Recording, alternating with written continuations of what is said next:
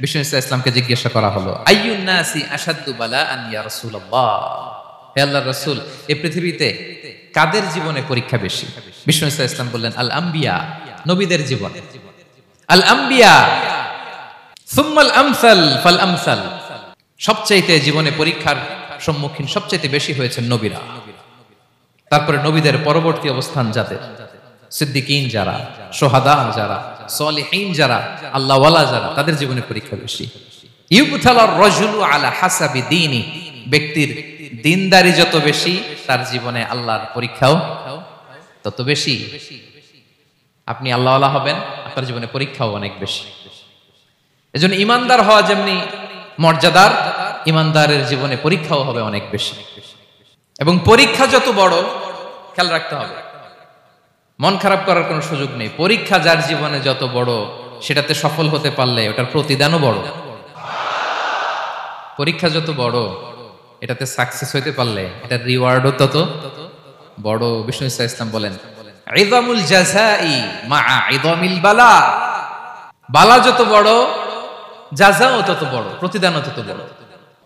আমাদের জীবনে যত হতাশা, আমাদের জীবন নিয়ে যত অভিযোগ, আমাদের মনে যত কষ্ট, আমাদের হৃদয়ের ভেতরে যত অস্থিরতা, তার মূলে হচ্ছে এই সমস্যা যে আমরা ভুলেই গেছি আমরা পরীক্ষা দিতে আসছি। এটা যদি ভুলে না যান, এটা যদি আপনার মাইন্ডসেটে থাকে যে পুরো জীবনটা একটা পরীক্ষা, তাহলে দেখবেন কোনো কিছু আপনাকে কাবু করতে পারবে না। আপনি হতাশ হবেন না, জীবন নিয়ে আর অভিযোগ থাকবে না, আপনি ভেঙে পড়বেন না, সব অভিযোগ হতাশা দূর হয়ে যাবে। তারপরে বুঝতে পারলাম পরীক্ষা আপনাকে দিতেই হবে। পরীক্ষা দেয়া ছাড়া এই পৃথিবী থেকে চলে যাওয়ার কোনো চান্স বা সুযোগ আমাদের কারো নেই। এই দুনিয়াতে বিপদ আসবে, কষ্ট আছে দুনিয়াতে, হতাশা আছে, ভয় আছে, অসুস্থতা আছে, বার্ধক্য আছে, এবং এই দুনিয়ার একটা এক্সপায়ারি ডেট আছে না? দ্য ডে ইউ ডাই, যেদিন আপনি মারা যাবেন, এটা আপনার এক্সপায়ারি ডেট। চলে যেতে হবে, চলে যেতে হবে। এই পৃথিবীতে মৃত্যুর অস্তিত্ব আছে। সবকিছু থমকে দিয়ে, আপনাকে চমকে দিয়ে মৃত্যু চলে আসবে, ঠিক কিনা বলেন? তাহলে এগুলো হচ্ছে দুনিয়ার ফিচার। এই দুনিয়াতে বিপদ আপদ, কষ্ট, ঝুঁকি, স্ট্রাগল, বার্ধক্য, অসুস্থতা, এগুলো নিয়ে আমাদেরকে টিকে থাকতে হয়। এটা দুনিয়ার ফিচার, মিলায় ফেললে হবে না। জান্নাতের ফিচার একটা, দুনিয়ার ফিচার আরেকটা। দুনিয়াতে কষ্ট থাকবে, বিপদ আপদ থাকবে। এই দুনিয়ার ফিচারটা আল্লাহ তাআলা কোরআনের একটা আয়াতে খুব চমৎকার ভাবে উল্লেখ করেছেন। সেটা দিয়েই আমি আলোচনা শুরু করেছি। আল্লাহ তাআলা ইরশাদ করছেন, ওয়ালা নাবলুওয়ান্নাকুম বিশাইইম মিনাল খাউফি ওয়াল জুই ওয়া নাকসিম মিনাল আমওয়ালি ওয়াল আনফুসি ওয়াস সামারাত ওয়া বাশশিরিস সাবিরিন। আল্লাহ তাআলা বলছেন, অবশ্যই অবশ্যই আমি তোমাদেরকে পরীক্ষা করব, ভয় দিয়ে, ক্ষুধা দিয়ে, সম্পদের ঘাটতি দিয়ে, আতঙ্ক দিয়ে, প্রাণনাশ দিয়ে, ফল ফসলের হানি দিয়ে পরীক্ষা করবে। কিন্তু এই পরীক্ষায় যারা উত্তীর্ণ হবে, যারা সবর ইখতিয়ার করবে, ওয়াবাশশিরিস সাবিরিন, ধৈর্যশীলদের জন্যই হচ্ছে সুসংবাদ। আলহামদুলিল্লাহ পড়ে। তাহলে সম্মানিত সুধী, আমরা বুঝতে পারলাম এই পৃথিবীর ফিচার হচ্ছে এখানে বিপদ থাকবে, বিপদ ছাড়া কেউ থাকবে না। স্ট্রাগল থাকবে, কষ্ট থাকবে, ঝুঁকি থাকবে, রিস্ক থাকবে, এবং নানা ধরনের বিপদ আপদ দিয়ে আল্লাহ তাআলা আমাদেরকে পরীক্ষা করবেন। এটা মাস্ট, এটা আমাদের মাইন্ডসেটে নিয়ে নিতে হবে। মাইন্ডসেটে এটা ক্লিয়ার থাকতে হবে। চিরসুখ চিরশান্তি এই দুনিয়াতে মিলবে, কোথায় মিলবে তাহলে? এটা তাহলে বিপদ আসবেই, আপদ আসবেই, পরীক্ষা থাকবেই আমাদের জীবনে। তবে ইন্টারেস্টিংলি মজার বিষয় হচ্ছে পরীক্ষাটা এক একজনের এক এক রকম। পুরো পৃথিবীটা একটা পরীক্ষা ক্ষেত্র, কিন্তু কারো প্রশ্নপত্রের সাথে কারো প্রশ্নপত্রের কোনো মিল নাই। সুবহানাল্লাহ। আমার পরীক্ষা একরকম, আপনার পরীক্ষা আরেক রকম, ওই ভাইয়ের পরীক্ষা আরেক রকম, ওনারটা আরেক রকম। সবাই পরীক্ষার্থী, সবাই পরীক্ষার্থী, কিন্তু কারো প্রশ্নপত্রের সাথে কারো প্রশ্নপত্রের কোনো মিল নাই। কারোর জন্য পরীক্ষা হচ্ছে সে খুব অসুস্থ, প্রচন্ড অসুস্থতা, তার জন্য পরীক্ষা। ক্যান্সারের রোগী, দুরারোগ্য ব্যাধি, ডক্টর বলছে 4th স্টেজে চলে আসছে, কয়েক মাস বাঁচতে পারে, এটা তার জন্য পরীক্ষা। আবার কারো দেখবেন যে খুব একটা অসুস্থতা নাই, অসুস্থতার ঝামেলা নাই, কিন্তু তার দারিদ্রতা আছে, তার আর্থিক অনটন, এটা তার জন্য পরীক্ষা। আবার কারো দেখবেন অসুস্থতাও নাই, দারিদ্রতাও নাই, তার দাম্পত্য জীবনের সমস্যা আছে না নাই? অনেকের দেখবেন এগুলো কোনোটাই সমস্যা না, তার ছেলে কথা শোনে না, মাদকাসক্ত। আহা, মাদকাসক্ত, রিহ্যাবে পাঠায়, আবার আসে, আবার গাঁজা খাওয়া শুরু করে, আছে না নাই বলেন? দেখেন তার পরীক্ষাটা আবার আলাদা। অনেকের দেখবেন মেয়ে বাবার কথা শোনে না। আবার অনেকের দেখবেন যে ব্যবসায় সমস্যা, লসের পর লস, লাভ উঠাতে পারে না। তাহলে পরীক্ষা ছাড়া, বিপদ আপদ ছাড়া দুনিয়াতে কেউ নাই, কেউ নাই প্রিয় ভাইরা। এটা আমাদের মাথায় রাখতে হবে। পরীক্ষা আপনাকে দিতেই হবে, পরীক্ষা দিয়ে দিয়েই নিজেকে প্রমাণ করতে হবে।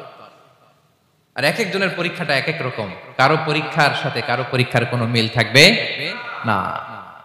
তো মাঝে মাঝে আমরা এটা ভুলে যাই। আল্লাহ তাআলা কালামে পাকে রিমাইন্ডার দিয়ে আমাদেরকে স্মরণ করিয়ে দিতে চান যে এই পৃথিবীতে আসলে তোমরা এসেছো পরীক্ষা দিতে। এটাই জীবনের বড় বাস্তবতা। আমাদের জীবনে যত হতাশা, আমাদের জীবন নিয়ে যত অভিযোগ, আমাদের মনে যত কষ্ট, আমাদের হৃদয়ের ভেতরে যত অস্থিরতা, তার মূলে হচ্ছে এই সমস্যা যে আমরা ভুলেই গেছি আমরা পরীক্ষা দিতে আসছি। এটা যদি ভুলে না যান, এটা যদি আপনার মাইন্ডসেটে থাকে যে পুরো জীবনটা একটা পরীক্ষা, তাহলে দেখবেন কোনো কিছু আপনাকে কাবু করতে পারবে না। আপনি হতাশ হবেন না, জীবন নিয়ে আর অভিযোগ থাকবে না, আপনি ভেঙে পড়বেন না, সব অভিযোগ হতাশা দূর হয়ে যাবে। তারপর বুঝতে পারলাম পরীক্ষা আপনাকে দিতেই হবে। পরীক্ষা দেয়া ছাড়া এই পৃথিবী থেকে চলে যাওয়ার কোনো চান্স বা সুযোগ আমাদের কারো নেই। সূরাতুল আনকাবুতে আল্লাহ তাআলা এই কথাটা আরো চমৎকার ভাবে বলেছেন। আল্লাহ তাআলা ইরশাদ করছেন, আহাসিবান নাসু আইয়ুতরাকু আইয়াকুলু আমান্না ওয়া হুম লা ইফতানুন ওয়ালাকাদ ফাতান্নাল্লাযীনা মিন ক্বাবলিহিম ফালা ইয়া'লামান্নাল্লাহু আল্লাযীনা সাদাকু ওয়া লা ইয়া'লামান্নাল কাযিবিন। আল্লাহ বলেন, মানুষ কি ভেবেছে সে শুধু বলবে আমি ঈমানদার আর তাকে আমি জান্নাতে ঢুকাই দিব? না, কখনো না, কোশ্চিন কালেও না। বরং পূর্ববর্তীকালে যারা পৃথিবীতে এসেছিল তাদেরকে আমি পরীক্ষায় নিয়েছি, পরীক্ষা করেছি, এবং তাকেও ঈমানের প্রশ্নে সে সত্যবাদী না মিথ্যাবাদী পরীক্ষা দিয়ে দিয়ে নিজেকে প্রমাণ করতে হবে। ঠিক কিনা বলেন? পরীক্ষা দিয়ে আপনাকে প্রমাণ করতে হবে। এবং এই পরীক্ষার ব্যাপারটা, এটা যে শুধু আমরা সাধারণ মানুষ আমাদের জীবনে দুঃখ বিপদ পরীক্ষা এমনটা না। এই পৃথিবীর সবচাইতে শ্রেষ্ঠ মানুষ যারা ছিলেন তাদেরকে আল্লাহ পরীক্ষা নিয়েছেন। বলেন তো এই পৃথিবীতে সবচাইতে শ্রেষ্ঠতম মানুষ কারা? সবচাইতে শ্রেষ্ঠ ভালো মানুষ কারা ছিল পৃথিবীতে? বলেন তো। নবীরা। আওয়াজ করে বলেন তো কারা? তো বলেন তো নবীদের জীবনে পরীক্ষা ছিল কি ছিল না? হ্যাঁ ছিল। বেশি না কম? বিষ্ণু ইসলামকে জিজ্ঞাসা করা হলো, আইয়ুন নাসি আশাদ্দু বালাআন ইয়া রাসূলুল্লাহ, হে আল্লাহর রাসূল এই পৃথিবীতে কাদের জীবনে পরীক্ষা বেশি? বিষ্ণু ইসলাম বললেন, আল আম্বিয়া, নবীদের জীবনে। আল আম্বিয়া সুম্মাল আমসাল ফাল আমসাল, সবচাইতে জীবনে পরীক্ষার সম্মুখীন সবচাইতে বেশি হয়েছে নবীরা। তারপরে নবীদের পরবর্তী অবস্থান যাদের, সিদ্দিকিন যারা, সোহাদা যারা, সলিহিন যারা, আল্লাহওয়ালা যারা, তাদের জীবনে পরীক্ষা বেশি। ইউবতালার রাজুলু আলা হাসাবি দীনি, ব্যক্তির দিনদারি যত বেশি তার জীবনে আল্লাহর পরীক্ষাও তত বেশি। আপনি আল্লাহওয়ালা হবেন, আপনার জীবনে পরীক্ষাও অনেক বেশি। এজন্য ইমানদার হওয়া যেমনি মর্যাদার, ইমানদারের জীবনে পরীক্ষাও হবে অনেক বেশি। এবং পরীক্ষা যত বড়, খেয়াল রাখতে হবে, মন খারাপ করার কোনো সুযোগ নেই। পরীক্ষা যার জীবনে যত বড়, সেটাতে সফল হতে পারলে ওটার প্রতিদানও বড়। পরীক্ষা যত বড়, এটাতে সাকসেস হইতে পারলে এটার রিওয়ার্ডও তত বড়। বিষ্ণু ইসলাম বলেন, ইযামুল জাযাই মাআ ইযামিল বালা, বালা যত বড় জাযাও তত বড়, প্রতিদানও তত বড়।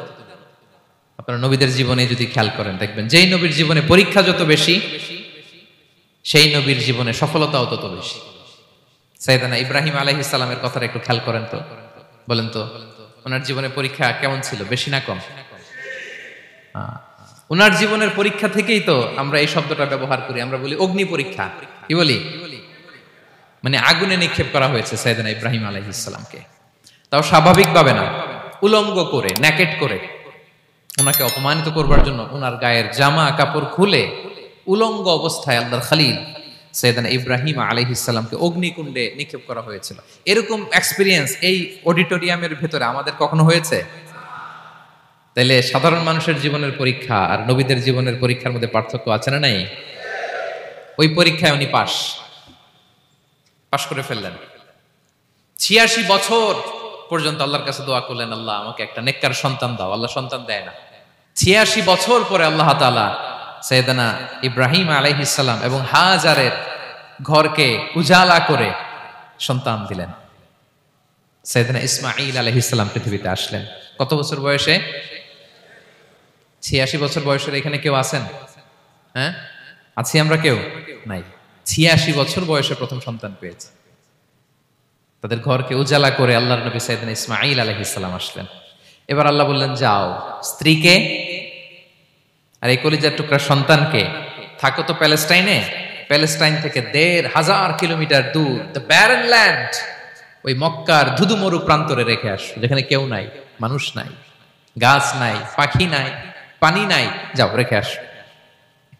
আচ্ছা বলেন তো, ৮৬ বছর পরে যে লোকটা সন্তান পেল, বুঝে শুনে উত্তর দিয়েন, ৮৬ বছর পরে যে লোকটাকে আল্লাহ তাআলা সন্তান দিল, তার হৃদয়ে ওই সন্তানের জন্য মায়া বেশি না কম? এমনি তো আমাদের প্রথম সন্তানের হিস্ট্রিটা একটু খেয়াল করেন তো। প্রথম আমাদের যে মেয়ে হয়েছিল বা যাদের ছেলে হয়েছিল, তার প্রতি আদর, সোহাগ, দরদ, ভালোবাসা, আহ্লাদ কত ছিল। আর ৮৬ বছর বয়স আল্লাহ তাআলা ওনাকে সন্তান দিলেন, দিয়ে বলেন, যাও হাজারকে আর ইসমাঈলকে মক্কার ধুধুমরু প্রান্তরে রেখে আসো। আল্লাহ তাআলা বলতে দেরি, চলে যেতে দেরি নাই, মুহূর্তে উনি রওনা হয়ে গেলেন। সুবহানাল্লাহ পড়বেন না? রেখে আসলেন মক্কার ধুধুমরু প্রান্তরে। এবার আল্লাহ বললেন, যাও রিটার্ন ব্যাক টু প্যালেস্টাইন, প্যালেস্টাইনে চলে যাও। চলে গেলেন, হৃদয়টা ভেঙে খান খান। অনেক বছর পরে আল্লাহ তাআলা আবার অনুমতি দিলেন, যাও এবার ছেলেকে দেখে আসতে পারো, যাও প্যালেস্টাইন থেকে আবার মক্কায় যাও। সাইয়েদনা ইব্রাহিম আলাইহিস সালাম প্যালেস্টাইন থেকে আবার ১৫০০ কিলোমিটার পথ পাড়ি দিয়ে, এখনকার মতো ফ্লাইটে যায় না, গাড়িতেও না, উটে করে। কিসে করে? উনি যে কতবার মক্কা থেকে ফিলিস্তিন এসেছেন আর গিয়েছেন, কোনো ইয়ত্তা নাই, হিসাব নাই। গেলেন, এবার ছেলেটা হাঁটতে পারে, দৌড়াতে পারে, একটু একটু কথা বলতে পারে, আব্বু আব্বু ডাকতে পারে। কেমন মায়া লাগে বলেন তো? মায়া ভালোবাসায় যখন টইটম্বুর, ঠিক ওই মুহূর্তে আল্লাহ বললেন, ছেলেকে জবাই করো, জবাই করো ছেলেকে। আল্লাহ তাআলা বলতে দেরি করেছেন, আল্লাহর আদেশ পালনে ১ সেকেন্ডও তিনি দেরি করেন নাই। ছুরি চালালেন, জান্নাত থেকে দুম্বা নিয়ে আসা হলো। এভাবে আল্লাহর নবী ইব্রাহিম আলাইহিস সালাম ওনার জীবনের প্রতিটি ক্ষেত্রে যেখানে আল্লাহ তাআলা ওনাকে পরীক্ষা নিয়েছেন, উত্তীর্ণ হয়েছেন। এবং দেখেন ওনাকে আল্লাহ তাআলা কি উপহার দিলেন। আল্লাহ তাআলা ওনাকে খলিলুল্লাহ উপাধি দিলেন, আল্লাহর বন্ধু। সুবহানাল্লাহ বলেন। আল্লাহ তাআলা বলছেন, ওয়া ইযিবতালা ইব্রাহিম রাব্বুহু বিকালিমাতিন ফাআতাম্মাহুন ক্বালা ইন্নী জাঈলুকা লিন-নাসি ইমামা। আল্লাহ অনেকগুলো পরীক্ষা নিয়েছিলেন সাইয়েদনা ইব্রাহিম আলাইহিস সালাম, প্রতিটা পরীক্ষায় সাকসেসফুলি পাস করেছেন, গোল্ডেন এ প্লাস। আল্লাহ বলেন, ইন্নী জাঈলুকা লিন-নাসি ইমামা, I'm gonna make you the leader for the entire human being. I'm gonna appoint you as a leader for the entire universe. গোটা বিশ্বের জন্য, গোটা মানবতার জন্য আমি তোমাকে লিডার বানায় দিলাম। ইযমুল জাযাই মা'a ইযমিল বালা। পরীক্ষা যত বড়, ওই পরীক্ষায় পাশ করলে ওইটার ফলাফল ও প্রতিদানও বড়। তাহলে দেখেন প্রিয় ভাইরা, সাইয়েদনা ইব্রাহিম আলাইহিস সালামের জীবনে পরীক্ষার কোনো শেষ ছিল না। আমি আপনি কোথায়? আল্লাহর খলিলের জীবনে যদি এত পরীক্ষা থাকতে পারে, আমি আপনি কোথায় বলেন তো? এবার বলেন, সাইয়েদনা মূসা আলাইহিস সালাম, ওনার জীবনে তো কোনো পরীক্ষার ছিল না। হ্যাঁ, গুণে শেষ করতে পারবেন? জন্মটাই তো হয়েছে পরীক্ষার মধ্য দিয়ে। মিশরের ছেলে সন্তান হইলে ফেরাউন বলছে জবাই করো, ওনার মা এরকম সিন্ধুকে করে ভাসায় দিলেন নীল নদীতে। আল্লাহু আকবার! কি একটা রোমাঞ্চকর পরিস্থিতির মধ্য দিয়ে আল্লাহ তাআলা ওনাকে বাঁচালেন। সুবহানাল্লাহ। জন্মই হয়েছে পরীক্ষার মধ্যে দিয়ে। বড় হইলেন, ফেরাউনের ভয়ে দেশ ত্যাগ করলেন, মিশর থেকে মাদিয়ান। আবার আল্লাহর আদেশে যখন ফিরে আসলেন, আবার ফেরাউনের সাথে তর্ক বিতর্ক, যুদ্ধ। একটা রাত আল্লাহ নবী মূসা আলাইহিস সালাম শান্তি মতো মিশরে ঘুমাতে পারে নাই। একটা রাত শেষ পর্যন্ত এই ফেরাউন মূসা আলাইহিস সালামকে ধাওয়া করেছে। ফেরাউনের ধ্বংসের আগ পর্যন্ত সে মূসা আলাইহিস সালামকে ধাওয়া করেছে। তার মানে মূসা আলাইহিস সালাম এই বিপদ আপদ পরীক্ষা এগুলো থেকে মুক্তি পান নাই। এবার বলেন ঈসা আলাইহিস সালামের কথা, ওনার জীবনে তার পরীক্ষা ছিল না? কি পরীক্ষা ছিল? হ্যাঁ, Allahu Akbar. Same scenario goes to the biography of every messenger in the world. পৃথিবীর সব নবীর ক্ষেত্রে একই ঘটনা ঘটেছে। সাইয়েদনা ঈসা আলাইহিস সালাম দাওয়াত যখন দিলেন, ওনার বিরোধিতা শুরু হলো, ওনাকে হত্যার ষড়যন্ত্র হলো, ইভেন কি ওনাকে মারার জন্য বনি ইসরাইলেরা উদ্ধত হলো, জানে বাঁচবার জন্য পালালেন, এক ঘরে ঢুকলেন, চারদিক দিয়ে ঘেরাও করলো, উনি দরজা জানালা লাগাই দিলেন। ওরা বললো একজন দরজা ভেঙে জানালা ভেঙে ভিতরে ঢুকে দেখো বেটা ঈসা কি করে। একজন ভিতরে ঢুকছে, ঢুকার সাথে সাথে বল রাফাআহুল্লাহু ইলাইহি, আল্লাহ তাআলা ঈসা আলাইহিস সালামকে উপরে উঠায় নিলেন। আর যেই লোকটাকে তারা ভিতরে ঢুকালো তার চেহারাকে আল্লাহ তাআলা ঈসা আলাইহিস সালামের চেহারার মতো করে দিলেন। এবার তার বাইরের সাথীরা বলে ঘটনা কি, বেটা ঈসাও বেরোয় না, আমাদের লোকটাও বেরোয় না, সবাই ঢুক। দরজা ভেঙে ভেতরে ঢুকে দেখে ঈসা দাঁড়ায় আছে। বলেন তো এটা ঈসা না মিসা? এটা কি আসল ঈসা? ওমা কতালু ওমা সলাবু ওয়ালাকিন শুব্বিহা লাহুম। আল্লাহ বলে তোমরা আমার নবী ঈসাকে হত্যাও করতে পারো নাই, শুলেও চড়াতে পারো নাই, আমি সেফটি সিকিউরিটি দিয়ে আমার নবী ঈসা আলাইহিস সালামকে আকাশে তুলে নিয়েছি। তাহলে ওনার জীবনও পরীক্ষার শেষ ছিল না। এবার যদি আমরা বিশ্বনবী সাল্লাল্লাহু আলাইহি ওয়াসাল্লামের জীবনের দিকে তাকাই, ওনার জীবনটা দেখেন তো। আমাদের পেয়ারা নবী বিশ্বনবী মুহাম্মদুর রাসূলুল্লাহ সাল্লাল্লাহু আলাইহি ওয়াসাল্লাম, ওনার জীবনে কি স্ট্রাগল ছিল? স্ট্রাগল মাক্কি জীবনের কথা যদি একটু খেয়াল করেন, দেখেন তো 3 বছর শিয়াবে আবি তালেবে জেল কেটেছেন, না খেয়েছিলেন। ওনার বংশের লোকেরা প্রথমে ছাগল খেয়েছে, ছাগলগুলো যখন শেষ, ছাগলের চামড়াগুলো শুকিয়ে ওইটা খাইছে। গাছের পাতা ছাল এগুলো খেয়ে খাবারের অভাবে বেহুশ হয়ে পড়ে থাকতো তারা। না খেয়ে কয়দিন ছিলেন আপনি? আমি কয়দিন ছিলাম না খেয়ে? মনেই তো পড়ে না, না খেয়েছিলাম কিনা কোনোদিন। এ হচ্ছে মাক্কি জীবন। মেন্টালি প্রেসার দেয়া হয়েছে। বিশ্বনবীর চাচা আবু লাহাব, তার 2 ছেলে উতবা আর উতাইবা, এদের সাথে বিয়ে দিয়েছিলেন 2 মেয়ের। যখন দাওয়াত দেওয়া শুরু করলেন 2 মেয়েকে ডিভোর্স দিয়ে দিল। দেখেন একটা বাবার জন্য প্রাপ্তবয়স্কা মেয়েকে যখন উঠায় নেয়ার আগে ডিভোর্স দেয়, তার মানসিক অবস্থাটা কেমন থাকে বলেন? মেন্টালি প্রেসারাইজ করা হয়েছে, ফিজিক্যালি হ্যারাস করা হয়েছে। বিষ্ণু ইসলাম যখন নামাজে দাঁড়াতেন, উটের পচা নারী ভুঁড়ি বিষ্ণুনবীর কাঁধে চাপিয়ে দেওয়া হতো। আপনার জীবনে এরকম ঘটছে কখনো? আপনি নামাজ পড়তেছেন, উটের পচা নারী ভুঁড়ি আপনার কাঁধে চাপিয়ে দেওয়া হয়েছে। কয়দিন হয়েছে এরকম? কয়দিন হয়েছে? হ্যাঁ, তারপরে তো আলহামদুলিল্লাহ বেরোয় না মুখ দিয়ে। কেমন আছেন হুজুর কোয়েন না, বেশি একটা সুবিধার না, তাই না? বেশি একটা একটু মিলাবেন। কতটুকু পরীক্ষা আমরা দিয়েছি। তায়েফে গেলেন বিশ্বনবী, তায়েফে গেছিলেন জমির বায়না দিতে, তাই না? জমি কিনবে তায়েফে। তায়েফবাসীদেরকে জাহান্নামের আগুন থেকে বাঁচাতে গিয়েছিলেন, নিজের জন্য না। সেখানে তায়েফের ছেলেরা পাথর মেরেছে বিষ্ণু ইসলামের গায়ে। এত শুভ্র দেহ ছিল, চেহারা ছিল, বিষ্ণুবীর গা দিয়ে ঝরঝর করে রক্ত ঝরেছে। ফিজিক্যাল হ্যারাসমেন্টের শিকার হয়েছেন বিষ্ণু ইসলাম। যখন যেদিন বিষ্ণু ইসলামকে হত্যার ষড়যন্ত্র করা হলো, আল্লাহ তাআলার আদেশে তিনি মক্কা থেকে মদিনায় হিজরত করলেন। মদিনাতে যে একটা রাত, 7ম হিজরির আগ পর্যন্ত শান্তিতে ঘুমাতে পারেন নাই। 3 দিকে 3 ইহুদি বসতি, বনু কাইনুকা, বনু নদীর, বনু কুরাইজা। আহা, খাওয়ার মধ্যে বিষ মিশিয়ে দেয়া হয়েছিল বিষ্ণু ইসলামের। বাজুর, খাসির বাজুর রান পছন্দ করতেন। এক ইহুদি মহিলা বিষ্ণু ইসলামের ওই রানের মধ্যে বিষ মিশিয়ে দিয়েছিল। ওই বিষের যন্ত্রণায় মৃত্যুর আগ পর্যন্ত বিষ্ণুনবী কাতরাতেন, এবং উনি ইন্তেকালের সময় ওই বিষের ব্যথা যন্ত্রণাতে ইন্তেকাল করেছেন। বিষ্ণুনবীর ইন্তেকালটা শাহাদাতের ইন্তেকাল ছিল।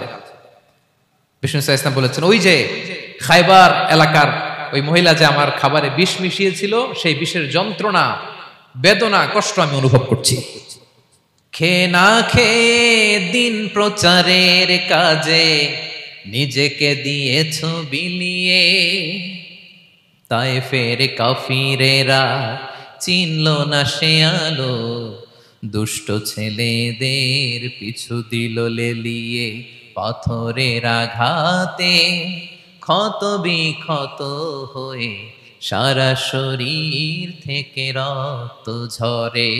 হে রাসূল তোমাকে ভুলি আমি কেমন করে, হে রাসূল তোমাকে ভুলি আমি কেমন করে, হাজার ব্যথা বেদনার পরে ফিরে আসনি তুমি আপন ঘরে, দিনের আলো তুমি ছড়িয়ে দিতে চলে গেলে মদিনায় মক্কা ছেড়ে, হে রাসূল তোমাকে ভুলি আমি কেমন করে, হে রাসূল তোমাকে ভুলি আমি কেমন করে। ঠিক কিনা বলেন? একটা রাত শান্তির ঘুম তিনি দিতে পারেন নাই। প্রিয় ভাইরা, তাহলে আমরা কি বুঝলাম? বিশ্বনবীর জীবনে পরীক্ষা ছিল কি ছিল না? আমাদের উপায় আছে? আমরা বাঁচতে পারবো এই বিপদ আপদ পরীক্ষা ঝঞ্ঝাল থেকে? বাঁচতে চাইলেও বাঁচতে পারবো? পারবো না। ইমাম মালিক আলাইহি রাহমা নাম শুনেছেন? ইমাম মালিক, ওনার জ্ঞান থেকে লাখো লাখো মানুষ উপকৃত হয়েছে, কোটি কোটি মানুষ উপকৃত হয়েছে। মদিনার রাস্তায় রশি দিয়ে ওনাকে টেনে হিচড়ে এক এলাকা থেকে আরেক এলাকায় নিত জালেম বাদশারা। ইমাম মালিক আলাইহি রাহমা। ইমাম আহমদ ইবনে হাম্বল, ওনাকে বেত্রাঘাত করা হতো, চাবুক দিয়ে পেটানো হতো। আমাদের মাযহাবের ইমাম আল ইমাম আল আযম আবু হানিফা আলাইহি রাহমা, ওনাকে কারাবন্দী করা হয়েছিল। তার মানে দেখেন, যত বড় বড় স্কলার, যত বড় বড় মাশায়েখ, এমনকি আম্বিয়া আলাইহিমুস সালাম, ওনারাও পরীক্ষা বিপদ আপদ থেকে রেহাই পাইছে? তাহলে আপনি আর আমি পাবো? বলেন তো। তাহলে এটা আমাদের ব্রেইনে গেঁথে নিতে হবে যে জীবন মানেই এখানে বিপদ থাকবে, পরীক্ষা থাকবে, স্ট্রাগল করে করে আমাকে আগাতে হবে। কেউ আমার জন্য রেড কার্পেট বিছিয়ে রাখবে না। এই জীবনটা বড় জটিল। This is life, how it's design. এভাবেই পৃথিবীকে ডিজাইন করা হয়েছে। এখানে বিপদ আছে, কষ্ট আছে। এই পরীক্ষা দিয়ে দিয়ে আপনাকে উত্তীর্ণ হতে হবে। বুঝতে পেরেছেন প্রিয় ভাইরা? নাও দ্য কোশ্চেন আরাইজ, এখন প্রশ্ন হচ্ছে, কেন আল্লাহ এই পরীক্ষা নেন? কেন? আল্লাহ তাআলা সূরা মুলকে বলেছেন, এই পৃথিবী সাজানোর, এই জীবন মৃত্যুর এই খেলা, এটার উদ্দেশ্যটাকে আল্লাহ তাআলা স্পষ্ট করে বলেছেন। আল্লাযী খালাকাল মাউতা ওয়াল হায়াতা লিয়াবলুয়াকুম আইয়ুকুম আহসানু আমালা। জীবন মৃত্যু দিয়ে তোমাদের জীবনকে সাজানো হয়েছে এজন্য, যাতে করে তিনি তোমাদের পরীক্ষা করতে পারেন। কি করতে পারেন? তোমাদের মধ্যে কে সৎকর্মে অগ্রগামী, কে কাজে ভালো, আমলে ভালো, এটা দেখার জন্য। বেসিকলি আল্লাহর দেখার প্রয়োজন নাই, আমাদেরকে দেখানোর জন্য এই পরীক্ষার আয়োজন। আমি ভালো করবো না খারাপ করবো এটা আল্লাহ জানে না? তো ওনার পরীক্ষা করা লাগে কেন? কথা বলেন। আমি জান্নাতি না জাহান্নামী এটা আল্লাহ জানেন না? বেসিকলি আমাদেরকে জানানোর জন্য এই পরীক্ষার আয়োজন। কাদেরকে জানানোর জন্য? মানে তুমি জেনে যাও তুমি জান্নাতি না জাহান্নামী। আমি ভালো করেই জানি। একটা ছোট্ট উদাহরণ দিলে বুঝতে পারবেন প্রিয় ভাইয়েরা। ধরেন আল্লাহ তাআলা দুইজনকে সৃষ্টি করলেন। উদাহরণস্বরূপ একজনের নাম আব্দুল্লাহ আর একজনের নাম আব্দুর রহমান। সৃষ্টির পরে আব্দুল্লাহকে বললেন, আব্দুল্লাহ আমি জানি তুমি পৃথিবীতে 50 বছর হায়াত পাইতা, খুব ভালো কাজ করতে, তুমি দুনিয়াতে অনেক ভালো কাজ করতে, এটা আমি আগেই জানি, আমার অসীম জ্ঞান বলে আমি আগে থেকেই জানি। তো যাও, তোমার এইমাত্র সৃষ্টি করলাম, যাও তুমি জান্নাতে ঢুকে যাও, কারণ আমি জানি তুমি জান্নাতি হবে। আচ্ছা, আর আব্দুর রহমান তুমি পৃথিবীতে খুব খারাপ কাজ করতে, এটা আমি জানতাম, তোমার পাঠাইলে খারাপ কাজ করবা, তুমি সীমা লঙ্ঘন করবা, অন্যায় করবা, অপরাধ করবা, তুমি জাহান্নামী হবা, যাও। যেহেতু আমি জানি পরীক্ষার আর দরকার নেই, তোমারে জাহান্নাম দিয়ে দিলাম, যাও ঢুকে যাও। আব্দুল্লাহ ঠিকই জান্নাতে ঢুকে যাবে, আব্দুর রহমান কি ঢুকবে? ঢুকবে। সে বলবে, আল্লাহ এইমাত্র আমারে বানাইলেন, এইমাত্র আপনি আমাকে সৃষ্টি করলেন, সৃষ্টি করেই বলতেছেন তুমি জাহান্নামে যাও, আর বলতেছেন আমি জানি দুনিয়াতে পাঠালে তুমি খারাপ কাজ করবা, তুমি জাহান্নামী হবা, পাঠানোর আর কি দরকার, আগে থেকে জাহান্নামে যাও। আল্লাহ আপনি জানলে জানতে পারেন, আমি তো জানি না। ঠিক কিনা বলেন? সে বলবে, না আল্লাহ আপনি ভুল বলতেছেন, এই দুনিয়াতে পাঠাইলে আমি খুব ভালো কাজ করতাম, আমি সীমা লঙ্ঘন করতাম না, নামাজ পড়তাম, রোজা রাখতাম, হজ করতাম, যাকাত দিতাম, সাদাকা করতাম, চ্যারিটি করতাম, জনকল্যাণকর সব ভালো কাজগুলো আল্লাহ আমি করতাম। এজন্য আল্লাহ তাআলা পরীক্ষার আয়োজন করেছেন, যাতে করে তুমি জেনে যাও যে পৃথিবীতে তুমি কি করেছো। এখন আর আল্লাহকে এক্সকিউজ দেওয়ার সুযোগ নেই। আচ্ছা বলেন তো, আবু জাহেলকে যদি আল্লাহ এখন কিয়ামতের দিন বলে, Abu Jahl go to the hell fire, আবু জাহেলের কিছু বলার সুযোগ আছে? কারণ ও দুনিয়াতে কি করে আসছে এটাও জানে না। ফেরাউনকে ডেকে যদি আল্লাহ বলে, ফেরাউন তুমি জাহান্নামে যাও, go to the hell fire, ওর কি কোনো এক্সকিউজ দেওয়ার সুযোগ আছে? বলেন, সুযোগ আর আছে? কারণ তুমি দুনিয়াতে কি করেছো তোমার চেয়ে ভালো কেউ আর জানে। তা পৃথিবীতে এই পরীক্ষার এই আয়োজনের সবচাইতে বড় উদ্দেশ্য হচ্ছে যাতে করে আমরা দেখে যাই যে আমরা কি কাজ করছি। কেউ যখন পরীক্ষা দেয় প্রিয় ভাইরা, ওই পরীক্ষায় কত পাবে তার একটা হিসাব আছে না? বলেন, আপনি গণিত পরীক্ষা দিয়ে আসছেন, যে 100তে 100 পাবে সে বলতে পারে আমার সব অঙ্ক হয়েছে, ঠিক কিনা বলেন? আর যে লাড্ডু গুড্ডু বুঝছেন তো, কিছুই পারে নাই, ঘোড়ার ডিম, তারও একটা হিসাব আছে যে সে কিছুই লিখে আসতে পারে নাই। তাই পৃথিবীতে এই পরীক্ষার আয়োজনের প্রধানতম কারণ হচ্ছে যাতে করে আমরা বুঝে যেতে পারি যে আমরা কোথায় যাব, জান্নাতে না জাহান্নামে। প্রিয় সুধী, এ পর্যায়ে আমরা জানবো এই যে পরীক্ষা আল্লাহ তাআলা নিচ্ছেন আমাদেরকে, এই পরীক্ষায় সফল হওয়ার মূল মন্ত্র কি। কোরআনে বিভিন্ন আয়াতে এই পরীক্ষার কথা বলা হয়েছে এবং এই পরীক্ষার সফলতার মূল মন্ত্রও কোরআনে ঘোষিত হয়েছে। আলহামদুলিল্লাহ বলেন। যে আয়াত দিয়ে আমি শুরু করেছি এই আয়াতে আল্লাহ তাআলা বলেছেন, ওয়াবাশশিরিস সাবিরিন, নবী হে ধৈর্যশীলদেরকে আপনি সুসংবাদ দিন। ধৈর্যশীলদেরকে সুসংবাদ দিন, তার মানে বিপদে ধৈর্য ধারণ করতে হবে। প্রিয় ভাইরা, ইন্নামাস সাবরু ইনদা সাদামাতিল উলা, বিপদে আমরা অনেক সময় প্যানিক হয়ে যাই, অস্থির হয়ে যাই, কি করব, হতাশ না।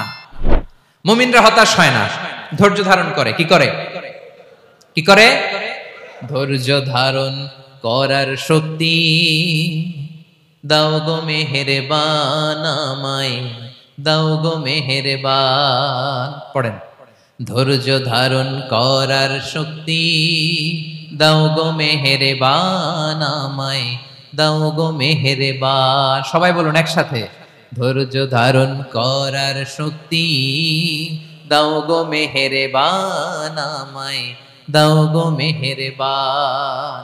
বুকের ভেতর ব্যথার নদী বইছে অবিরাম,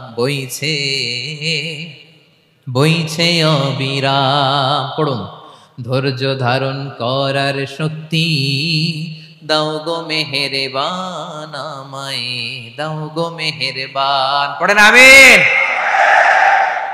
আল্লাহ যেন বিপদে আমাদেরকে ধৈর্য ধারণ করার তৌফিক দান করে। প্রিয় ভাইয়েরা, ধৈর্য এটা এমন একটা গাছ যে গাছের সারা গায়ে কাটা, কিন্তু এই গাছের ফলটা বড় সুস্বাদু। আই রিপিট, আমি আবারও বলছি, ধৈর্য এটা এমন একটা গাছ যে গাছের সারা গায়ে কাটা, কিন্তু ফলটা বড় মিষ্টি, ফলটা বড় সুস্বাদু। সবাই ধৈর্য ধারণ করতে পারে না। বিষ্ণু ইসলামকে আল্লাহ তাআলা নানা সময় আশ্বস্ত করেছেন, সান্ত্বনা দিয়েছেন আর ধৈর্যের বাণী শুনিয়েছেন। আল্লাহ বলেন, ফাসবির কামা সবারা উলুল আজমি মিনার রাসূল, নবী হে আপনার আগে দৃঢ় প্রত্যয়ী নবীরা যেরকম ধৈর্য ধারণ করেছে আপনিও ধৈর্য ধারণ করুন। সূরাতুল মুজাম্মিলে আল্লাহ তাআলা বলছেন, ওয়াসবির আলা মা ইয়াকুলুনা ওয়াহজুরহুম হাজরান জামিলা, ওরা যাই বলুক আপনি ধৈর্য ধারণ করুন, ওদের কথাকে ইগনোর করুন। Just ignore what they are saying to you, যা বলে আপনি জাস্ট ইগনোর করেন। ওরা বিষ্ণু ঈসা ইসলামের মনোবলকে ভেঙে দেওয়ার জন্য কখনো বিষ্ণু ঈসা ইসলামকে কবি বলে গালি দিত। কবি কি বলতো? শায়ের। কখনো বলতো মজনুন, পাগল। নাউজুবিল্লাহ পড়বেন না? পাগল বলে গালি দিত। মাঝে মাঝে বলতো কাহিন, গণক। মাঝে মাঝে বিষ্ণু ঈসা ইসলামকে তারা বলতো আবতার, লেস কাটা। মুহাম্মদ তোমার ছেলে নাই, তোমার বংশ নির্বংশ হয়ে গেছে, তোমার নাম নেয়ার মতো কেউ নাই। আহা, কপাল পোড়া। গোটা বিশ্বব্যাপী বিষ্ণু ঈসা ইসলামের সুনাম সুখ্যাতি ছড়িয়ে দিয়েছে কে? আকাশ বাতাস মাড়িয়ে, সাত আকাশ ছাড়িয়ে আল্লাহর আরশ পর্যন্ত আল্লাহ তাআলা বিষ্ণুনবীর সুনাম সুখ্যাতিকে সুউচ্চ করেছেন, ঠিক কিনা বলেন? ইগনোর করুন। আপনাকে কবি বলে, গণক বলে, আপনাকে পাগল বলে, আপনাকে লেস কাটা বলে, জাস্ট ইগনোর দেন। বর্তমান সময়েও নানা ধরনের ট্যাগ আমাদেরকেও দেয় কি দেয় না বলেন? দেয়। আমাদেরকে কি বলে? মৌলবাদী বলে, বলে বলে ওই যে রাজাকার বলে। হ্যাঁ, রাজাকার রাজাকার খেলার দিন শেষ। মন মতো হইলে মুক্তিযোদ্ধা, মন মতো না হইলে রাজাকার, এই দিন শেষ। ওই দিন আর নাই, এই কার্ড দিয়ে আর খেলার দিন নাই। এগুলো মানুষ আর খায় না এখন, এগুলো গিলে না আর। সাধারণ মানুষ বড্ড সচেতন। দেখেন কালের বিবর্তনে, সময়ের আবর্তনে একই পরিক্রমা আমাদেরকেও ট্যাগিং করে, আমাদেরকে মৌলবাদী বলে, ব্যাকডেটেড বলে, রাজাকার বলে, জঙ্গি বলে, যুদ্ধাপরাধী বলে, আছে না এরকম? ওয়াসবির আলা মা ইয়াকুলুন, নিজের সাথে মিলায় নেন, যা বলে ধৈর্য ধারণ করো। ওয়াহজুরহুম হাজরান জামিলা, জাস্ট ইগনোর দেম, ভালোভাবে ইগনোর করেন, খালাস, সালাম দিয়ে কেটে পড়েন। তাহলে প্রিয় ভাইরা, এই বিপদ আপদ আমাদের পিছু ছাড়বে না, পিছু ছাড়বে না। নবীদের পিছু ছাড়ে নাই, আমরা কোথায়? আমরা আর কি? বিপদ আমাদেরকে ধৈর্য ধারণ করতে হবে, মনোবল হারাইলে হবে না। দেখেন বিশ্বনবী কিভাবে আপনাদেরকে সান্ত্বনা দেয়। বিশ্বনবী বলেন, আজাবান লি আমরিল মুমিন, মুমিনের ব্যাপারটা বড় আশ্চর্যজনক। ফাইন্না আমরাহু কুল্লাহু লাহু খাইর, মুমিনের জীবনে যা ঘটে সবটাই খাইর, সবটাই কল্যাণ। ইন আসাবাতহু সাররাউ শাকারা ফাকানা খাইরাল্লাহ ওয়া ইন আসাবাতহু দাররাউ সাবারা ফাকানা খাইরাল্লাহ। মুমিনের জীবনে যদি সুখ আসে তাহলে মুমিন শুকরগুজার হয়, এটা তার জন্য ভালো। আর যদি মুমিন জীবনে দুঃখ আসে তাহলে সে সবর ইখতিয়ার করে, এটাও তার জন্য ভালো। সুবহানাল্লাহ। তাহলে দেখেন আমরা হয় সুখে থাকি নয় দুঃখে থাকি, ঠিক কিনা বলেন? তাহলে সুখের সময় আমরা শুকর করি, কি করি? শুকরগুজার হই। শুকরিয়া করাও একটা ইবাদত, শুকরিয়া করাও কি? আর দুঃখের সময় আমরা সবর করি, সবর করাটাও একটা। তাহলে আমাদের পুরো জীবনটাই ইবাদত, পুরো জীবনটাই সুখের সময় শুকর আর দুঃখের সময় সবর। আওয়াজ করে বলেন, সুখের সময় শুকর আর দুঃখের সময়।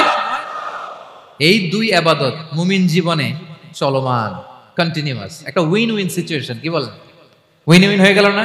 যেই পরিস্থিতিতেই থাকে আমাদের জন্য লাভ। আল্লাহু আকবার। তাহলে প্রিয় ভাইরা, এটাই জীবনের বাস্তবতা।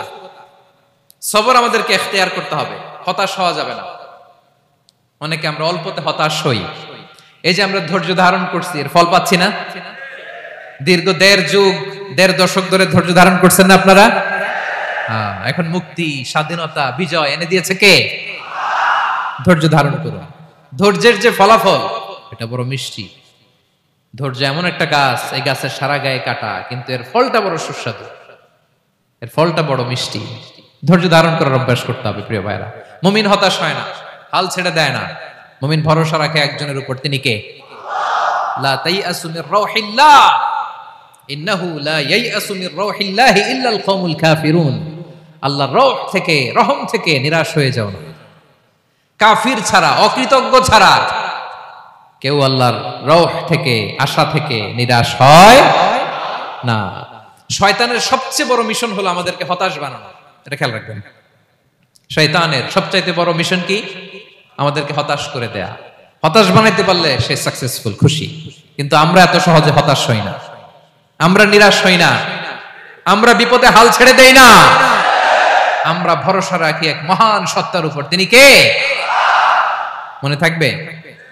বিপদ আসলে ভেঙে পড়বেন, ভিসা না হইলে কান্নাকাটি শুরু করবেন, ব্যবসায় লস হইলে হাউমাউ, হ্যাঁ, দেশ থেকে কোনো দুঃসংবাদ আসলে হতাশ হবেন, ভেঙে পড়বেন। ধৈর্য ধারণ করব আমরা। আওয়াজ করে বলেন, আমরা কি করব? সবর।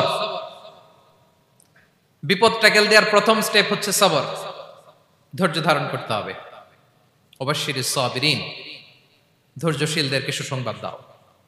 বিপদ থেকে বাঁচার দ্বিতীয় স্টেপ হচ্ছে এই বিপদ থেকে উত্তরণের চেষ্টা করতে হবে, কন্টিনিউয়াস প্রচেষ্টা চালিয়ে যেতে হবে। ওয়াল্লাযীনা জাহাদু ফিনা লানাহদিয়ান্নাহুম সুবুলানা, যারা আমার রাস্তায় চেষ্টা করে, প্রচেষ্টা করে, স্ট্রাগল করে, তাদেরকে আমি পথ দেখিয়ে দেই, সুবুল দেখিয়ে দেই, ওয়ে আউট দেখায় দেই, এক্সিট দেখায় দেই।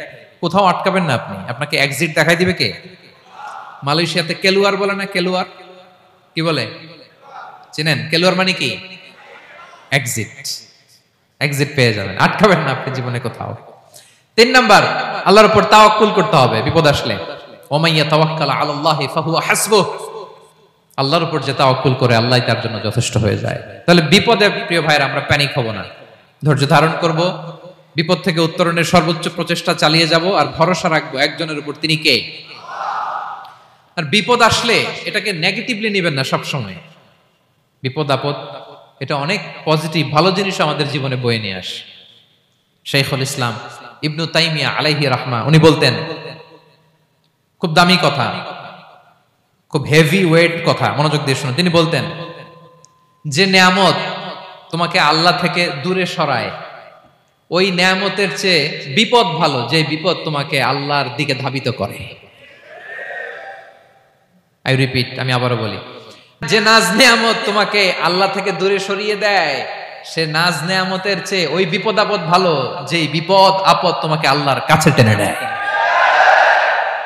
তাহলে বিপদ আপদ আসলে আপনি হতাশ হবেন? আর কখনো দুঃখ করবেন? মোয়ারের ভাইয়েরা, আর মন খারাপ করবেন? আপনি খেয়াল করে দেখেন, বিপদ আসলে আমরা আল্লাহরে ডাকি বেশি। যখন অসুস্থ আপনি খেয়াল করেন তো, আল্লাহ আল্লাহ তুমি ছাড়া বাঁচানোর কেউ নাই, আল্লাহ আল্লাহ তুমি হেফাজত করো, আল্লাহ তুমি সুস্থ করে দাও। যখন লাইফ থ্রেট, দেখেন আপনি গুম হয়ে যেতে পারেন, আপনার কারাবন্দী করতে পারে, এরকম একটা বিপদের মধ্যে আছেন, তখন খেয়াল করেন তো আল্লাহর সাথে আপনার কানেক্টিভিটি, রিলেশনশিপটা কতটা ডেভেলপ হয়। কারণ বিপদে পড়লে আমরা আল্লাহরে ডাকি বেশি। তাহলে বিপদ আপদেরও কিছু পজিটিভ সাইড বা দিক আমাদের জীবনে আছে না নাই? অনেক পজিটিভ দিক আছে, কয়েকটা শেয়ার করি। এক নাম্বার পজিটিভ সাইড তো বললাম, ইমাম ইবনু তাইমিয়া যেটা বললেন। এরপরে হচ্ছে মাঝে মাঝে আল্লাহ তাআলা আমাদের মর্যাদাকে আপগ্রেড করতে চায়, এলিভেট করতে চায়। আপনি ধরেন কোন একটা এয়ারলাইন্সের রেগুলার প্যাসেঞ্জার টিকিট কাটেন, মাঝে মাঝে হঠাৎ করে দেখবেন কাউন্টারে গেলে তারা বলে, you are upgraded to business class, অথবা you are upgraded to first class. যেহেতু রেগুলার প্যাসেঞ্জার, অনেক মাইলস জমা হয়েছে, আপগ্রেড করে দেয়। আল্লাহ তাআলা মাঝে মাঝে চায় তিনি আমাদের মর্যাদাকে, র্যাঙ্ক, এটাকে আপগ্রেড করবেন। কিন্তু আমার যে আমল আখলাকের অবস্থা, ওইটা দিয়ে ওই আপগ্রেড র্যাঙ্কে যাওয়ার সুযোগ নাই। বুঝতেছেন কথা? আল্লাহ চায় আমার লেভেল একটু আপ করতে, কিন্তু আমার আমলের যে অবস্থা, এতে আমি ওখানে যাই না। তখন আল্লাহ কিছু বিপদ আপদ দিয়ে, পরীক্ষা দিয়ে বান্দাকে টেস্ট করে।